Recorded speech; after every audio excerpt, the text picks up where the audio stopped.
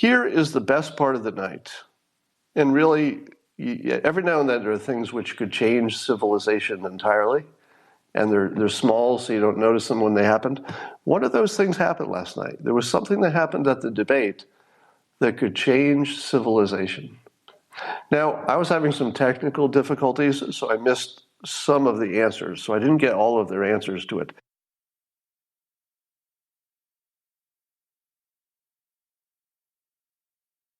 But the important part was that all the Democrats were asked a challenging question about nuclear energy.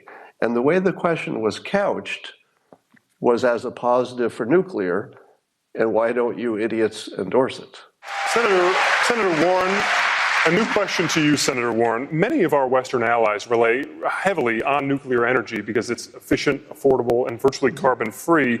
And many climate experts believe that it's impossible to realize your goal of net zero emissions by the year 2050 without utilizing nuclear energy. So can you have it both ways on this issue?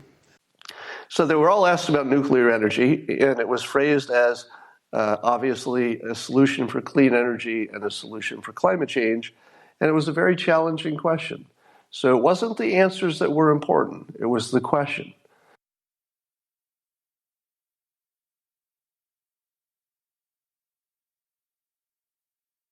And the way the question was couched was as a positive for nuclear, and why don't you idiots endorse it? I mean, they didn't say it that way because the interviewers were not, they were trying to play it down the middle. And by the way, I thought that the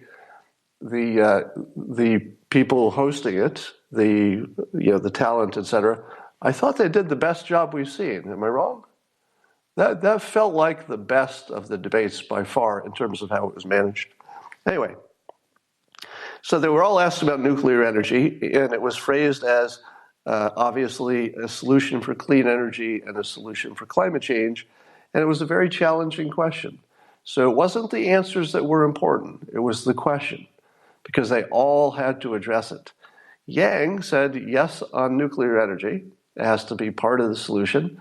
And then he went and mentioned thorium technology in particular.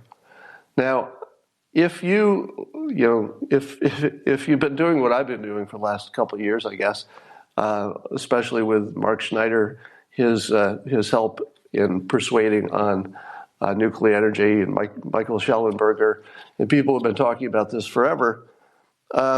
Hearing Yang call out a specific next generation technology, it was a big deal. It was a big deal. And what I imagined was all of the other candidates, while they're watching Yang talk intelligently about the potential for thorium, a specific kind of new technology for nuclear, you could almost hear the other people thinking,